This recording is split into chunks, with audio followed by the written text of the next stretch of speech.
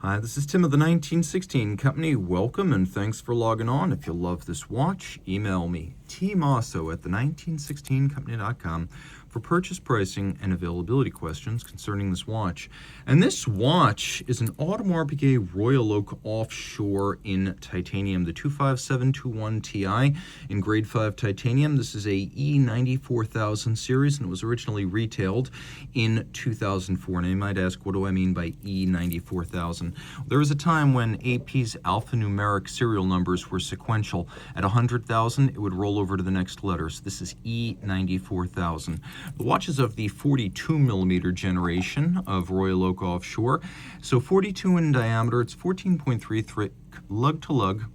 It is 54 millimeters, and then it is 58 from end link to end link. So if you measure this little intermediate link to its opposite number, the total rigid distance across is 58 millimeters. So 14.3 thick is actually thinner than I expected for a highly water-resistant automatic winding modular chronograph. But don't worry, even though it's titanium, it's not freakishly light. Well, it's nothing like the steel or the precious metal models. It's still over 150 grams. It's 150.31 grams with all the links in the bracelet. So if you still want a little bit of substance in your Holy Trinity high luxury sports watch, this will give you that. On the bracelet, it does wear larger than if it were on a strap. That said, I still think it fits my 16 centimeter circumference wrist. It's not ungainly, it's certainly not too heavy, nor does it appear too large. Big is the style, it's not supposed to look bashful or discreet. And again, because of the thickness that's well under 15 millimeters, it might actually fit underneath just about every jacket cuff and even a lot of shirt sleeves. So this is a watch for 16 centimeter circumference wrists and larger. The bracelet's beautifully made. There is one quality of the Royal Oak Offshore that's not often mentioned, which is that on the bracelet, it's the watch as originally envisioned by Emmanuel Guet in 1993. It wasn't until 1996 that an offshore became available on the strap, or at least the chronograph version on the strap. And it's important to note that the original idea was to still have an integrated bracelet. And because it featured the same finishing standards as the standard Royal Oaks, you would get the same degree of decoration on that bracelet, taking between 9 and 11 hours to decorate. A hornback alligator or rubber strap is great, but this is the kind of craftsmanship that stays with the watch for the life of the watch, whereas straps come and go. This is a big part of what you're paying for, this artistry decorating the bracelet. You can see here we've got removable links. They're fixed in place using screws. We've got a clasp that's a double fold. And then there's a clamshell lock that keeps it all secure. Rolling around, you can see we've got polymer covers, the crown as well as the pushers. It's a very dark blue. Now, one element here is that the crown is a screw down. The watch is 100 meters water resistant. You can see we've got a solid case back. And then we've got a little shoulder around the crown that's hexagonal, and that matches the design of the bolts. Harken back to the original Royal Oak from Gerald Genta in 1972. We've got the hexagonal bolts, the hexagonal crown, and then the rounded octagonal bezel, which was originally inspired by a vintage diving helmet.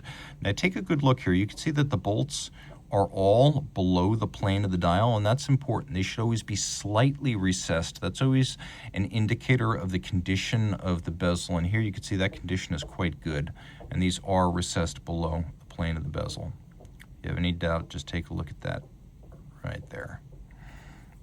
The bezel gasket is a large, expressive piece of the design of the watch, whereas on a traditional Royal Oak it would be much thinner and less obvious. So we've got a little bit of satin on the side of the bezel, polished, and then vertical satination on the top. We also have expanding bevels on the edge of the case, as well as bevels on the crown guard structures. So the finishing here is to the same standard as a Royal Oak. We have a lathe-cut hobnail dial here. Later on, the Offshore would use the mega tapisserie, which is a large hobnail. It's the largest, in fact. This is the grand, and then there was the petite.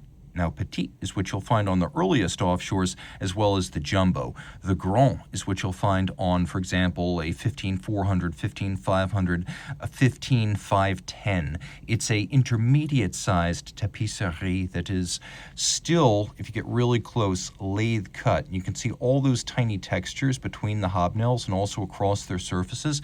You lose that on the mega, which is on the current offshore, because the mega is stamped, whereas this and the petite are actually still pantograph cut. So I prefer either the grand or the petite on my Offshore earlier models. We have the baton style hands, the blob style indices. We'll do a loom shot here. By this point, the Offshores are using Luminova, so this is factory original here.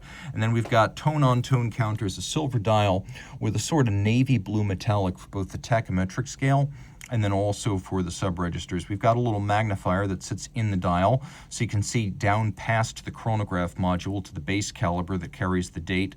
And the watch uses a Dubois de Praz vertical clutch module, which is why the chronograph engages with 0 stagger or jump. Vertical clutches have no play, unlike lateral clutches.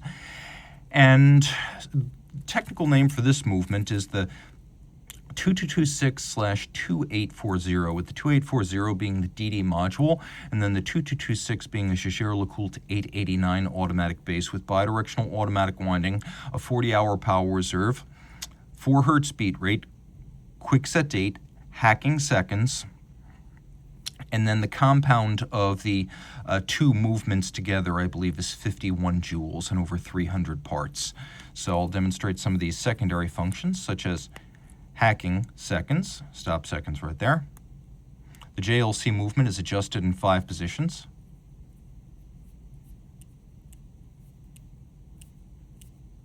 Although you can't easily see it, it has an instantaneous jumping date, which jumps instantaneously with the quick set, but also at midnight. Here's your hacking seconds function. And then, of course, JLC is a high horology movement, and this is a high horology watch. So if anyone has any reservations about a customer caliber, remember it's a JLC. JLC is equal in stature with AP. And for much of the early years of the Royal Oak Offshore, JLC was actually partly owned by AP. They're neighbors in the Vallée du Jeu. It's a relationship that goes back to the late 19th century. So in other words, this is almost like a Ferrari with a Lamborghini engine, a weird combination of different brands, but of equal stature. So reach out to Team Mosso at the 1916company.com for purchase and pricing details.